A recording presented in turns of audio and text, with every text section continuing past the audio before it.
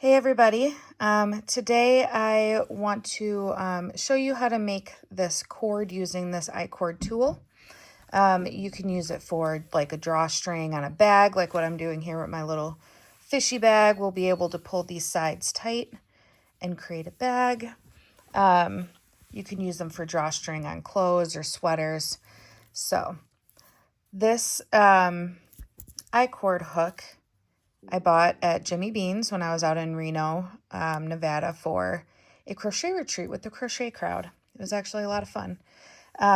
Never used one before, so I thought, why not buy one and check it out? So if any of you guys have ever done latch hook, you'll notice that these look really familiar. So we got 3 little hooks here and then this little lever piece down on the bottom on each of them.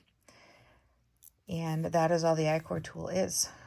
Nifty little thing. I think it probably cost me, I'm not sure exactly, maybe like $15. So pretty handy little thing to have around, even if you don't use it all that often, which I certainly don't use it all that often.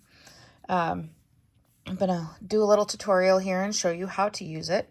So first you're gonna take your yarn, because I have one side of my cord done for my bag and I want another side, so this looks like little fishy whiskers when the bag is flat like this. So in order to make this icord, you want to take your string and do a slip knot, which you do a 4, the standard like 4, flip that over and then pull up the middle. We got this little slip knot here. So to get this started, we want to make sure those little levers are down, and we are going to hook the end on the outside. We're going to go under the middle piece, and then we're going to stick it in the hook on the other outside piece. So it should look like this. And then we are going to tighten it up. Not too tight. You'll probably see me struggle with this quite a bit. But yeah, you don't want it too tight, because if your tension is super tight, it's going to be really hard to pull these loops over. To get it started, we want to move the yarn down past the levers so that when we start to pull it back up, they will move them closed. The middle one's not moving right now because we don't have yarn on this hook. We went underneath it. So what we are going to do is we are going to put this into the hooks like that and watch them close over it. And we're going to pull the yarn up and then over down the back and then all the way down. And now you can see we have one on the middle here too. So this is how it's going to look the rest of the time. And then I like to slide it up so the levers start to move just a little bit. And then we're going to wrap it up and over around all 3 of them and pull this up and around and down. And keep going. Wrap it over. It gets a little easier once you have a little bit more of it done to be able to hold on to. Up and over. My tension is a little tight now. I can kind of feel it. So it's a little hard for me to pull them. So I need to try to loosen that up just a little bit. All right. It's easier once you get it started. You can get into a little rhythm of wrapping and pulling. And then wrap and pull.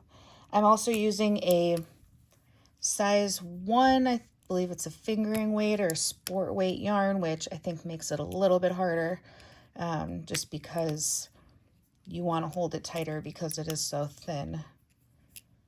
But we're just going to keep going. Try to loosen my tension here. That one was really hard. Pull it down, around. There we go, that's a little better. And we just keep going like this. And then you go for as long as you want to make this cord.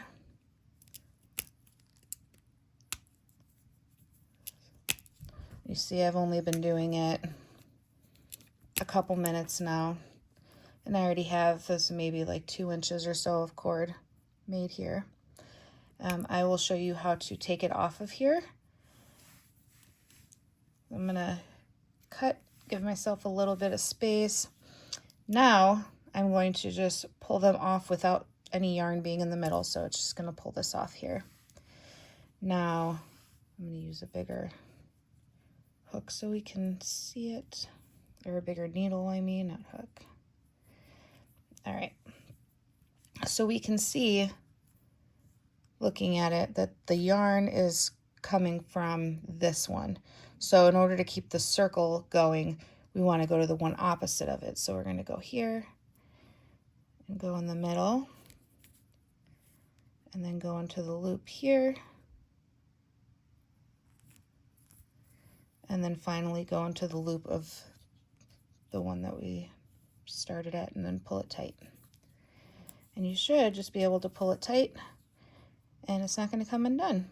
If you're doing something where you have a loop, you can bring these together and tie it, and then you'll have a loop if you want to leave it straight. What I've done is I've taken the end and I've weaved it back in towards the middle to kind of hide the end of that. I also like to make it a little bit longer and then tie a knot like you see people do with hoodies and different sweatshirts and stuff. One thing I want to point out, since I just noticed it, if you are going to be doing a lot of this, I'm getting a blister here. So that's from holding the cord here and pulling it up over this. I noticed I've been holding the cord here. So in order to not do what I just did, maybe put a Band-Aid on, or don't hold it so hard, because I can tell my tension was definitely pretty tight on it. But that is it. This is the Jimmy Bean icord maker. Leave comment, like, below, and let me know if you've used one, what other projects you can use it for, because all I can think about is bags or clothing, but I'm sure there's plenty of other opportunities for it. And that is all. Thanks for watching.